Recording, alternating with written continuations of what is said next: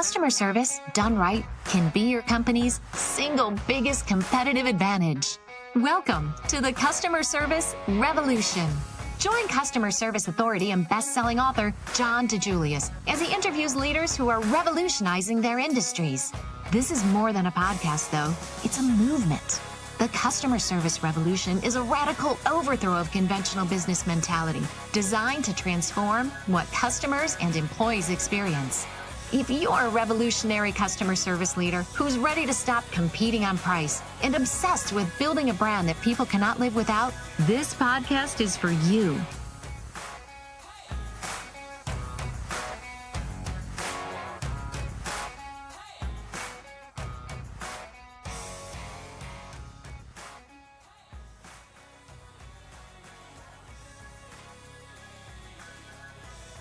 Hey, revolutionaries, welcome back to another episode of the Customer Service Revolution podcast with John DiJulius. I am not John. I am Denise Thompson, managing partner for the DiJulius Group.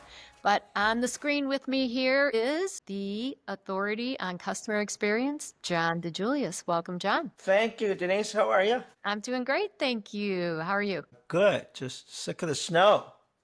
Yeah, it came back again. Yeah, it was 6 days this week, and now woke up to snow. But that's Cleveland. Yeah. So you are in Cleveland today. I am.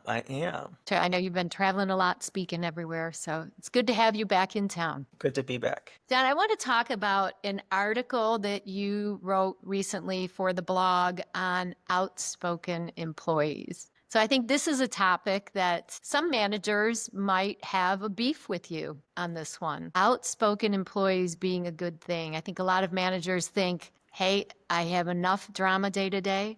I don't need the squeaky wheel coming to me, challenging me on the way things are being done. But you have a different take on it. Well, yeah, but I always haven't. We have so much that on our plate, and the last thing we want to hear is that so-and-so's bitching in the back room or not happy about this or not happy about this. But, I found that there's a lot of valuable employee feedback, and if we stifle it, if we get them to only share positive or only share during employee survey time, that's not good. And they will have something very valuable to say. They are passionate. And they're doing us a favor. There's an old quote that complaining customers are like a free consultant telling you what's wrong with your business that you'd hire a consultant to come in and do. So that's no different from an employee. And what triggered me on this was in one of my businesses, there was an email going back and forth about an employee who was disappointed in certain things and listed what they were upset about, and their manager had a meeting with them and discussed what those things were and why, and also said they coached that employee on not being so negative.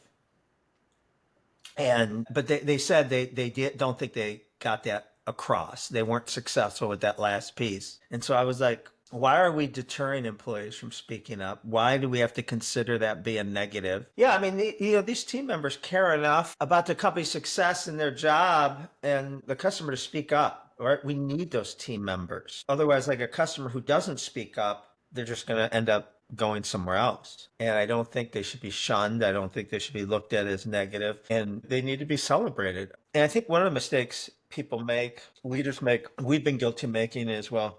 They have vehicles of the quarterly employee engagement. And those are good if you do them correctly. But just like a customer survey, the survey comes out, March 1st, but you might have an issue on March 5th or March 15th. You're supposed to wait till the next quarter's survey. So I think, divine discontent is a valuable thing. And we have employees that, I used to roll my eyes every time they'd call because I knew if they were reaching out to me, it was something, that I didn't want to hear.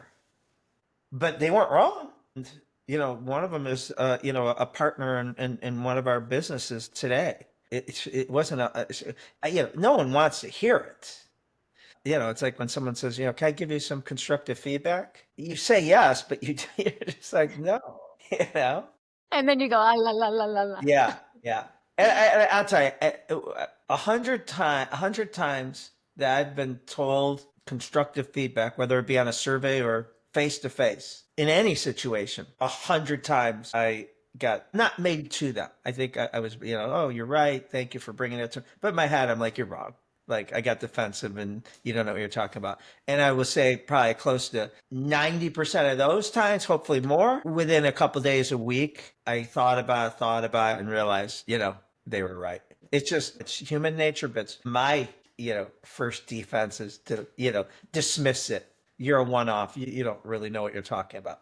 So I just thought that I didn't like that, was something that we were talking as a management team about employees who, we broad stroke as negative because they speak up. So you mentioned divine discontent. What is that? Jeff Bezos is famously referred to the divine discontent when describing Amazon's customer obsession, emphasizing that customers will always want something better and businesses must continually evolve to meet those expectations. But it's anything. It's just constantly seeing the opportunity. As entrepreneurs, celebrated for that, right? That we are, constantly breaking the wheel, breaking something because we know it could be done better.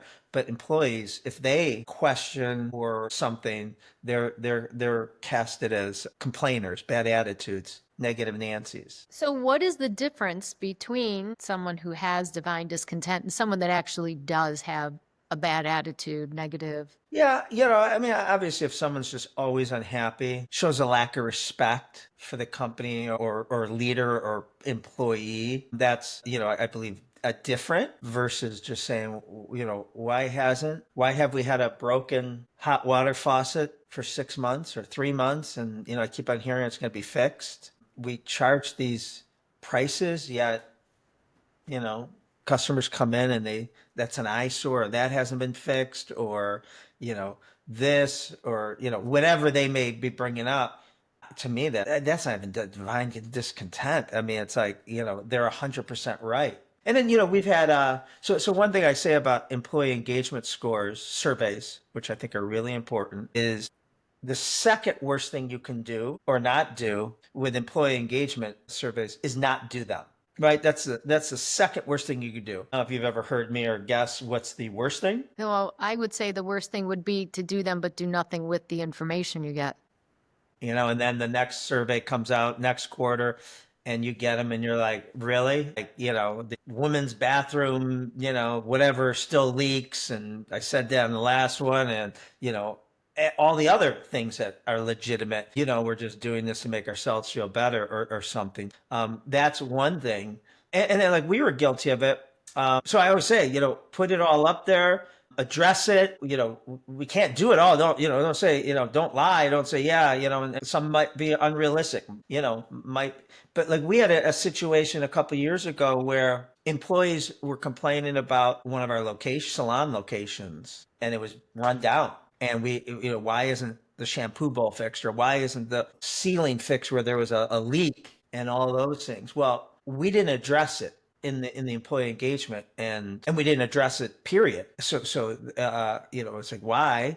And it's because, well, we were moving locations. We hadn't announced it or signed the deal yet, but it was, coming. And so we didn't want to put $10,000-$15,000 into a space that we weren't going to be there in a few months. That's well good, but an employee would understand that, but we failed to tell them that.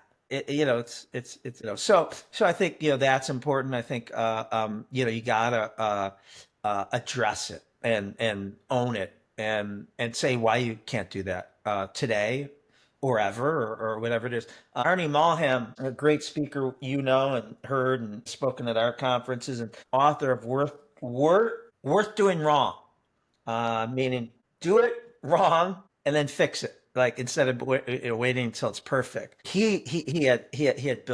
built so many businesses and their culture it was so amazing. One thing he did when he had his businesses before he sold them, he would do employee surveys and then post all the employees what they said for everyone to see. I hope we do this. I'm not sure if we do. Everyone internally? Yeah. Yeah. He also did this with clients, their surveys, and posted it for all his clients to see. And, when I asked him about that, he said, yeah, people said I need to get my head examined. But it holds us more accountable. It's out there. But he also said something that was really interesting, that whether it be other clients or other employees, depending on which he was doing, they would defend, and you might say, I don't like something here. And then all of a sudden 6 other employees say, you haven't worked anywhere else. If you think that's the grass is not greener. And not that you want, but it is nice when it's not just management telling you why it can't be one thing. But I just really like that. You could take it to, kind of Amazon. Amazon, I think, was the first business ever to post reviews on the products they sell, right? I mean, isn't that crazy? I've always wanted to do that, to post reviews and ratings on our consultants and on our hairdressers. And you could, if you're thinking about, there's 10 hairdressers you could choose from. Well, she's has a 10, a 9.9 rating, but she has a 7.2. And then here's why. Like Uber does that, right? It's brutal, but I think it's great accountability. Uber does that reverse also. Right. Which I kiss the Uber's ass because I want my rating to go up. I still haven't found another business, at least that we're in, that we could do that, where we post our clients, how we rate them. How cool would that be? Is that our clients would be working hard to please us. I like it. Yeah. So employee surveys, is there a best practice on how often they should be done? Again, if you're going to address them and have the means to post them, address them publicly to all the employees. And, I think quarterly is really, really well. So, the Gallup has, I forget what their survey, they're one of the most notable 12 questions. And those are really good and popular. And one of them is, do you have a best friend at work? I think we probably do something similar. We've probably customized it, but we probably ask 10 to 12 questions. And then we try to change the questions a little bit each time. So it's just not, old. But there is something like I have so that's on the company, let's say. But I have 2 other surveys I like to ask periodically about your direct boss. And the 3 questions are, and you answer it from 1 to 5, 1 being the lowest, 5 being the best, is does this leader care about the company? Does this leader care about me, as a person? And does this leader care about my success? And so when you answer on a scale of 1 to 5 on each of them, if you're an average of lower than 4.5, right, that should be something to look into. And then you could tell where. But then there's another question I would love to ask, and maybe this is on all surveys. How excited are you on Sunday night? I love that question. I think it's a great question. Or I don't know if it's, and I know not everyone works Monday through Friday, but, are you as excited, what's your excitement level Friday at 5 p.m. compared to Sunday night at 5 p.m.?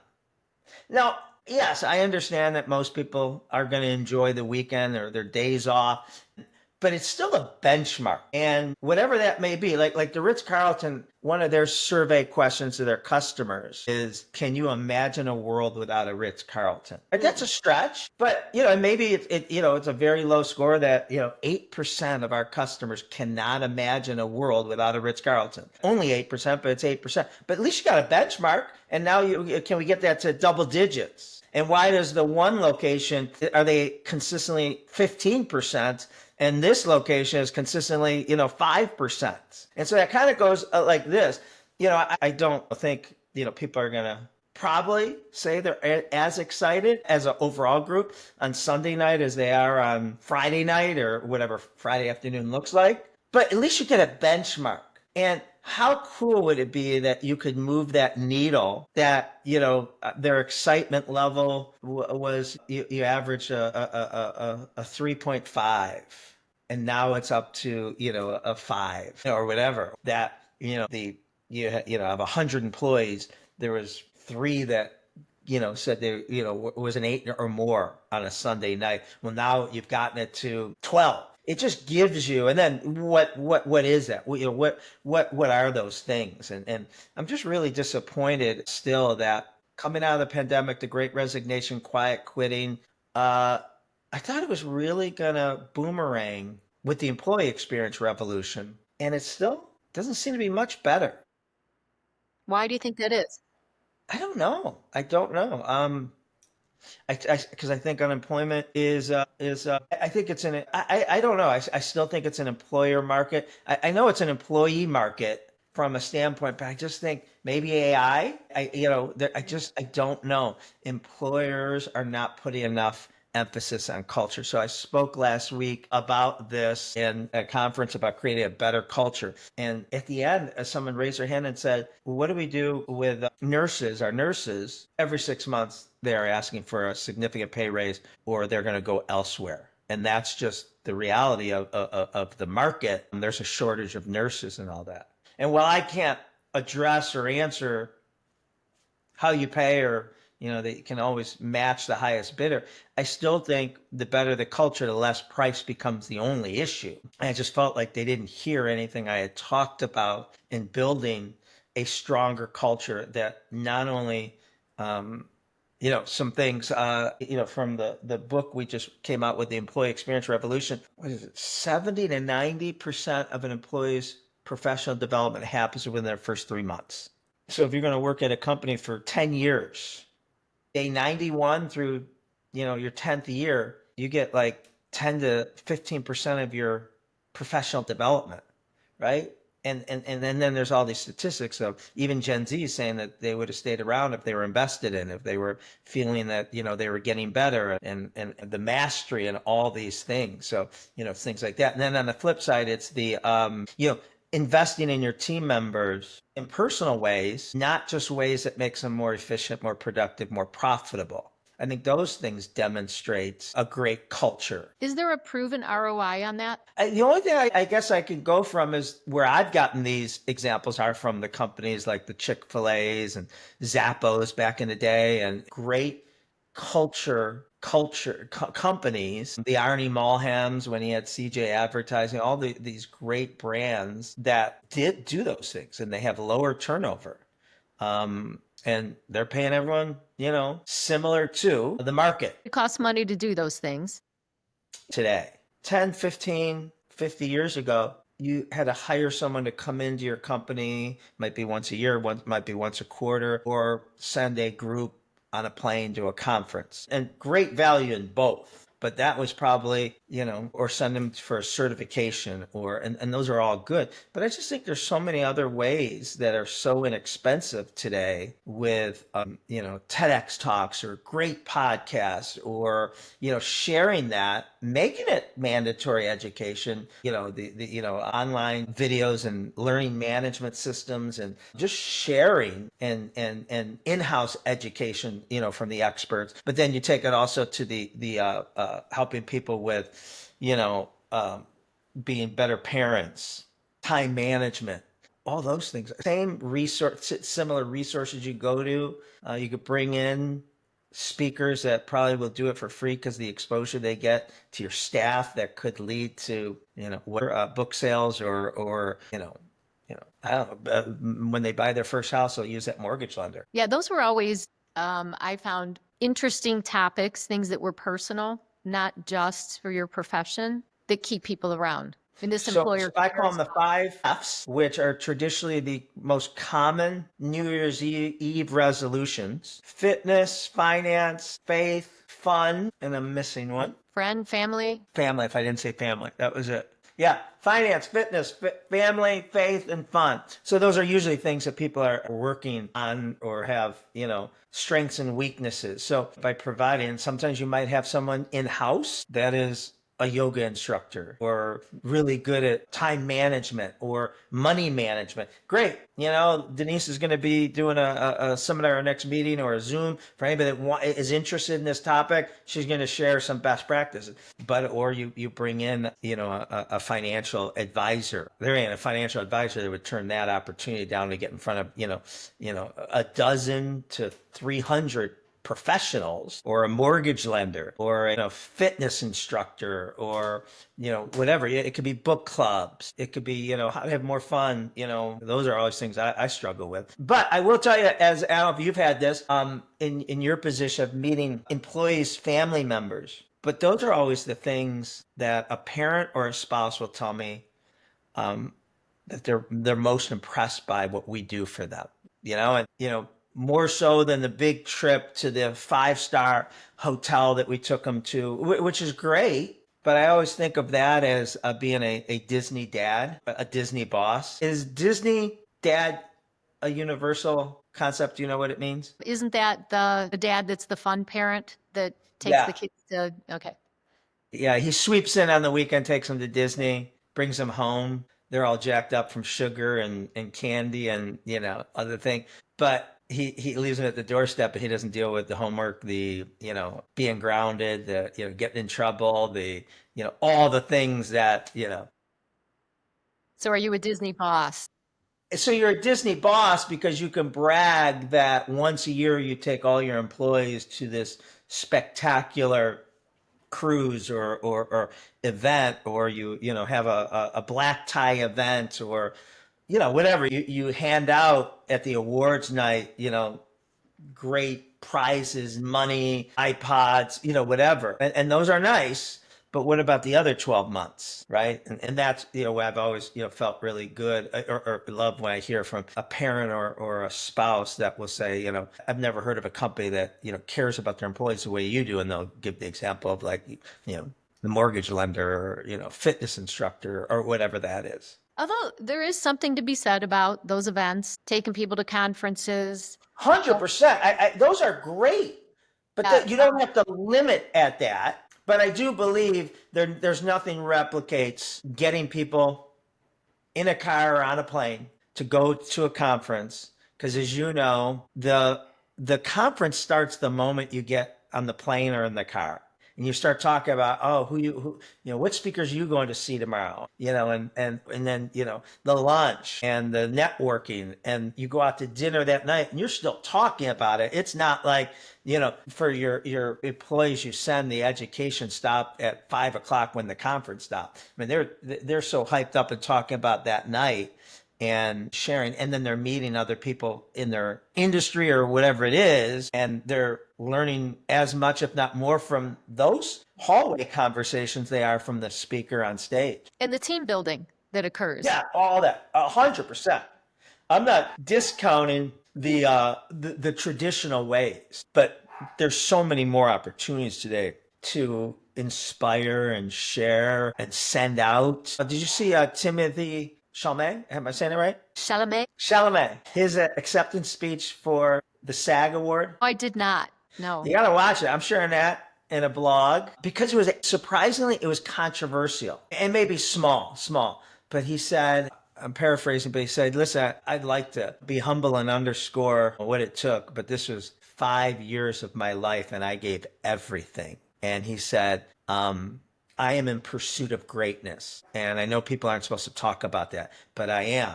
From Daniel Day to be like Daniel Day-Lewis or Viola Davis or Michael Jordan, and maybe he said Wayne Gretzky. And I just love that he said that. I couldn't believe people, were criticizing it.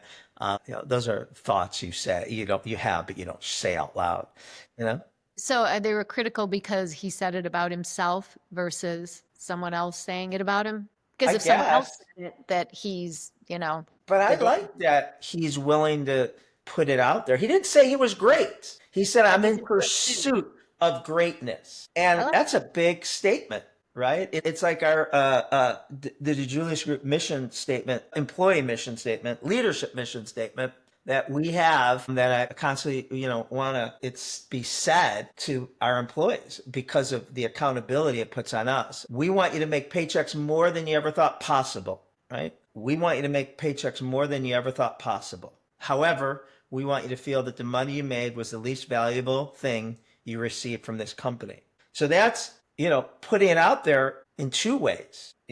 Are we helping people make really, really good living, but that's not it. That's one piece, but we want the money to be the least valuable thing. So what are we doing to help you in other areas of your life, personally and professionally? That's great. Is there going back to employee surveys for a moment, is there an NPS of employee surveys? EPS. EPS. So is it a... Yeah, no, I'm sorry. It might be ENPS. I'm sorry. ENPS. Yep. Okay. And it's the same. How likely are you to refer someone? For someone?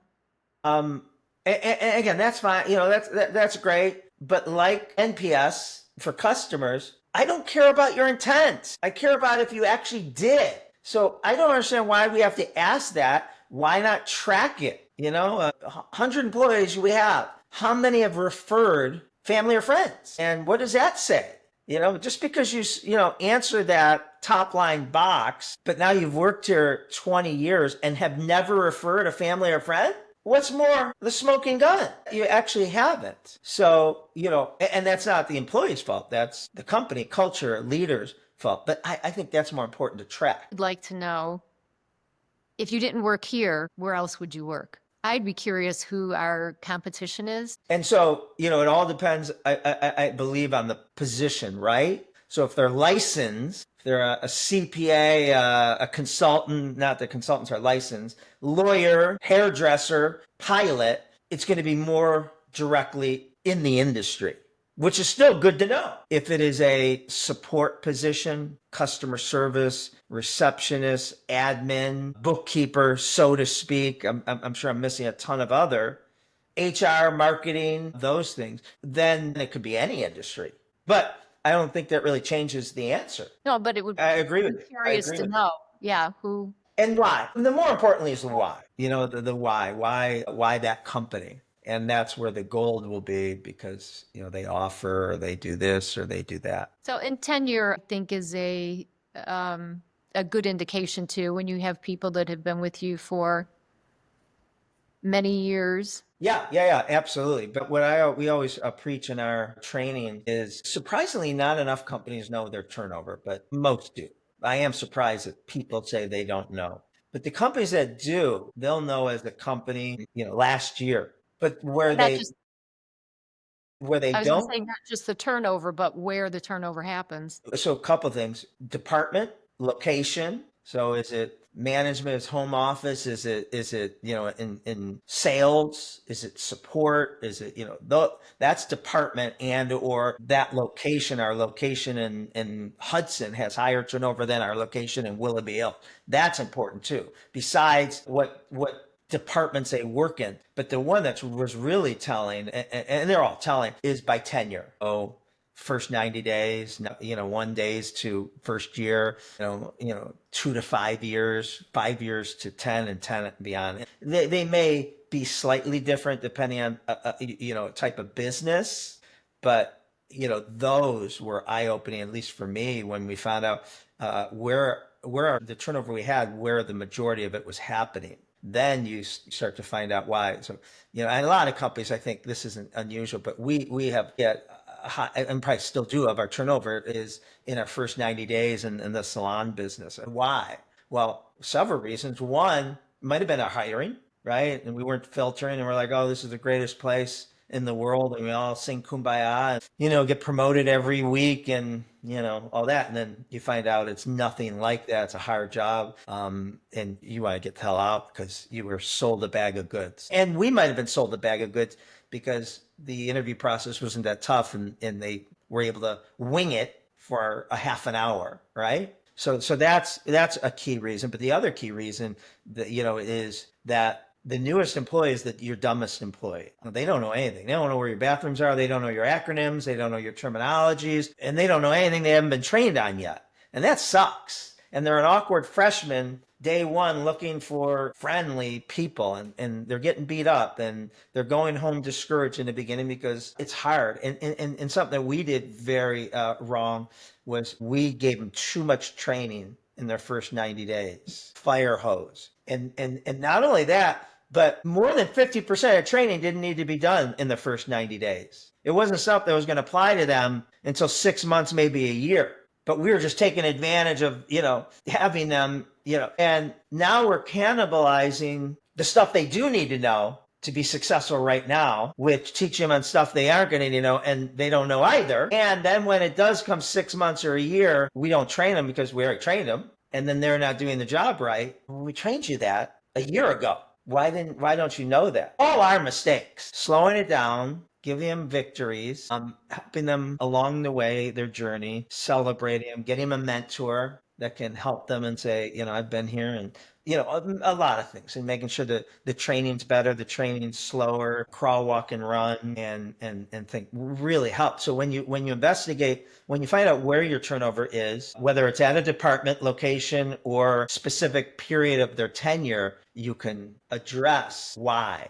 And 100% of our problems were our fault. Even the bad hires was our fault. John, I know that interviewing, recruiting, onboarding is all part of the Employee Experience Executive Academy. Mm-hmm. Is what we're talking about today part of what's taught in the academy as well? Yeah, we spend a day on it, the recruiting experience, interviewing, making your interview process ungameable. Then we spend a day on the onboarding, which is really just the first 90 days. But that's so critical because most new employee orientation should be called how not to get fired, right? And so how important that those first 90 days are. And then the third day of the academy is retaining. It's a lot of stuff that we talked about. 91 days to hopefully the day they retire. And there's so many new nuances to being a leader today that I don't knew that for 1,000 years you didn't need to know about. But having 5 or 6 different generations in the workforce at the same time, and they are different. That's one of them. The second one that correlates with that is close to 50% of employees work for someone who's younger than them. Wow. Yeah. Well, it's because of the digital revolution and our requirement on digital intelligence that is needed, but at the cost of emotional intelligence. And you can't microwave emotional intelligence. So that's another aspect that these kids, they could be 30 years old managing 50-year-olds. So that's the second thing. And then the third and fourth thing is leading from a distance. Until the pandemic, we never, most companies didn't have virtual employees. And right or wrong or all that about it, you agree with it or disagree with it. If you have it, you have to figure out how to combat the, out of sight, out of mind. If I don't see you, if you don't come into the office and someone else does, you're going to create that relationship and stronger. And I'm going to remind you how smart they are and that they're still here at 6 o'clock. You might be working until 11 o'clock at night, but I don't see it, if you're at work from home. And how to build those replicate those Keurig conversations that, we would have, or we're waiting for a meeting to start and, how's your dad doing? Or didn't know he was sick, or whatever that is, that doesn't come up in Zoom meetings. And then I think it's the fourth, is we've never had to worry about mental well-being before. I mean, that was never anything any company I've ever worked for, worried about, nor was it my expectations of them. Thank you for sharing that. And I also want to mention we have live streams coming up on the onboarding experience and creating a recruiting experience. And I'll put links to those in the show notes, but creating a recruiting experience is happening on September 8th. And creating an onboarding experience is happening on December 1st. And those are 2-hour live stream events with John and Dave Murray, our VP of Consulting. We miss anything? And with that, no, I think you covered a lot today and gave us some topics for a future episode as well. I love the work from home topic. All right. Thank you, John. Thank you, Denise. Have a good rest of the week. You too. Thanks for listening to the Customer Service Revolution podcast with John DiJulius. Did you enjoy this episode?